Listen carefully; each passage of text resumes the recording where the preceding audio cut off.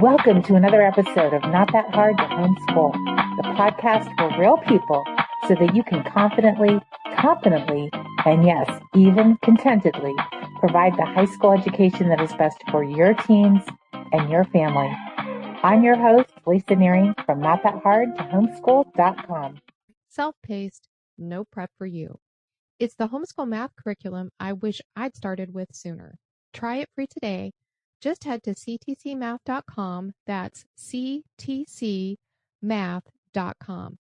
You're going to breathe easier. Hey friends, welcome back to Not That Hard to Homeschool, where we believe you can graduate your students confidently, competently, and even contentedly, and you will lead them there without losing your mind in the process.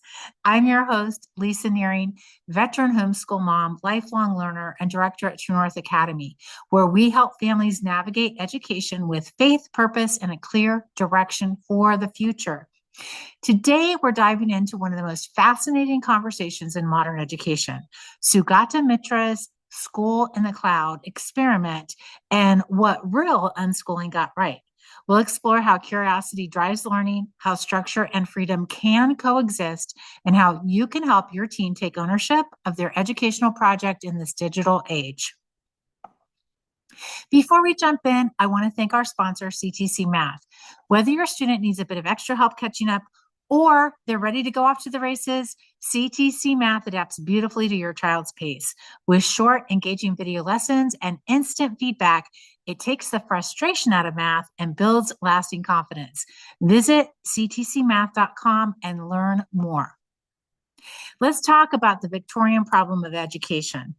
To understand why Mitra's ideas were so revolutionary and to really understand unschooling as what it used to be meant by John Holt's idea of unschooling, we have to go back to Victorian England. During the Industrial Revolution, the British Empire was expanding across continents, from London to Cairo to Calcutta. You might remember that old saying, the sun never set on England. And it needed a workforce that could function identically anywhere in the world. So workers had to be able to read, write, and follow instructions the same way, whether they were in England or Egypt. They had to know how to read, write, and do arithmetic. The school system became the factory that produced those bureaucratic workers for the Empire of England. Now, Sugata Mitra compared this to the world's first operating system, a human machine, if you will, programmed for consistency. And the British built schools the way they built their empire: standardized, disciplined, efficient.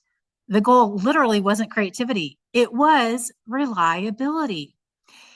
Now, Horace Mann and John Dewey, you've heard those names before, I'm sure. They looked across the Atlantic for models and they found one in Prussia, a nation that developed both a war system and an education system that prized order, obedience, and coordination. The Prussians' army efficiency impressed the world after Napoleon's defeat, and its education model mirrored that same structure. Top-down hierarchy, universal compulsory schooling, and centralized curriculum.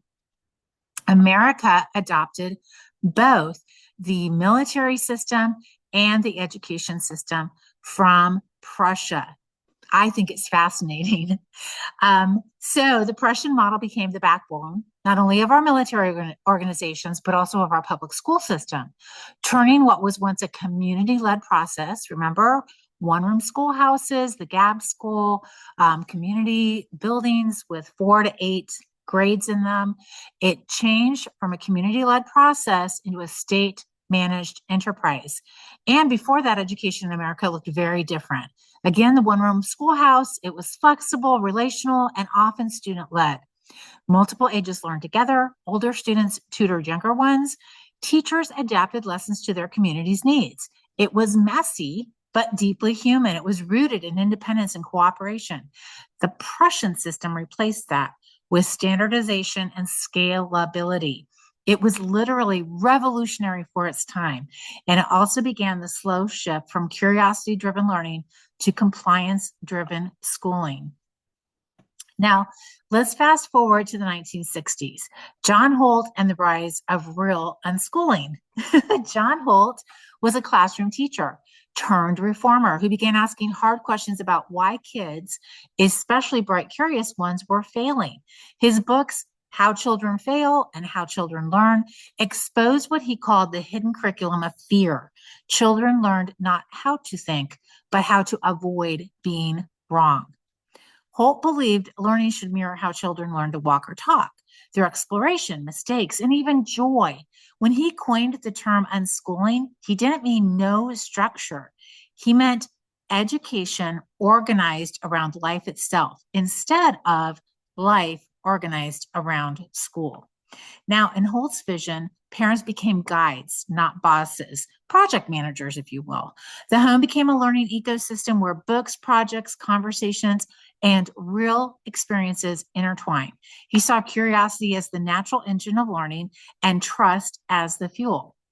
You might have heard of Grace Llewellyn, the Teenage Liberation Handbook. She was inspired by Holt's ideas, and she brought those principles to teenagers in her book and in her camps that she runs currently.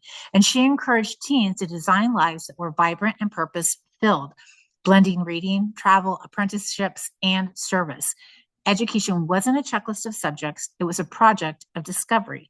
And if you think it has to only happen at home, you need to check out Rafe Esquith's work, Teach Like Your Hair's on Fire, etc. He took that spirit into one of Los Angeles' toughest classrooms. His fifth graders staged Shakespeare plays, traveled the world giving them, learned to invest money, studied etiquette, and built confidence through mastery. His message to students: there are no shortcuts. Curiosity must be paired with persistence. When you bring Esquith back into Holt, you get the perfect balance: freedom with responsibility, curiosity paired with craftsmanship, and education seen as a project to own, self-agency. That's exactly the energy Sugata Mitra captured decades later with his School in the Cloud: self-driven learning powered by wonder, collaboration, and purpose. At True North Academy, we carry that same spirit forward. Our live online classes combine strong academics with real-world relevance. Students collaborate, think critically, and earn dual enrollment credits, and actually even bachelor's degrees, as well as career certifications. Because listen, knowledge alone is no longer enough. Application is what opens doors. So if you're ready to help your student build identity capital for the future, college, career, or calling, visit truenorthhomeschool.academy and discover classes designed for a changing world. So let's go back to Sugata Mitra's School in the Cloud and Holt's Echo. Sugata Mitra is a computer scientist from India, famously embedded a computer into a wall in a poor New Delhi neighborhood, and he walked away. Within weeks, children who had never used technology taught themselves to browse, search, and even speak English. From that experiment came self-organized learning environments, souls, small groups of students exploring big open-ended questions like, why do we dream? How do airplanes fly? What causes the seasons? Mitra discovered what Holt had been saying all along, that children are wired to learn if we trust them and give them the tools, space, and encouragement to do so. Both men understood that education is self-propelled. The adult's role isn't to fill the student, but to frame the question and then step back. In a sense, Holt and Mitra were describing the same principle: one through books, one through broadband. Curiosity thrives when learning is owned. So let's talk about curiosity in the digital age. We live in a world overflowing with technology. Screens can either dull curiosity or magnify it. The key isn't banning tech, it's teaching intentional use. At True North Academy, we help students use technology as a tool for thinking and creating, not as a substitute for thought. That means learning to research critically, design digital portfolios, and even credentials that validate their work, like dual enrollment degrees, OSHA or CompTIA certifications. We also encourage tech Sabbaths, intentional breaks that invite reflection, faith, and imagination, because boredom isn't failure. It's often the birthplace of creativity. So what are the takeaways for parents? Number one, invite co-ownership. Instead of assigning work, help your kids co-design their learning projects. Projects include multiple parts: research, creation, presentation, and reflection. Let your team choose one or more elements that they'll own. It builds accountability and pride. Number two, be a co-learner. Ask yourself, what do I want to learn this year? How can you be curious alongside your kids, regardless of their age or yours? Over my 30 years of homeschooling, my projects included fiber arts and knitting, studying education, speaking and writing on education, reading a book a week for years, exploring alternative medicine, and finally entrepreneurship, which grew into a couple of thriving businesses. Homeschooling doesn't mean your life is on hold. It means you have time to keep learning. And curious guides, they're literally the best ones. Create a wonder wall in your home. Keep a family list of questions, academic or personal, you would love to explore, and let everybody contribute. Let one question guide your learning each week. Use technology as a tool. Don't be a Luddite, but be aware and be safe. Encourage your students to turn curiosity into credentials, earning badges, certifications, dual credits, or even degrees that prove their learning has real world value. And then celebrate big wins with big adventures. Take a cue from The Apprentice. Come up with crazy experiences, people to meet, and places to go when your teen reaches major milestones. We did that in our family just this last year.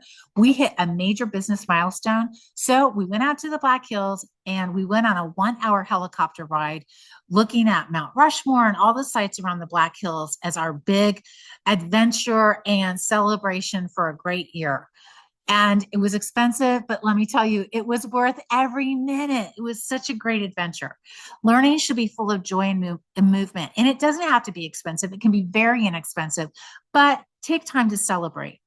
When students co-own their education and parents stay curious beside them, learning stops being a task list and becomes a life adventure.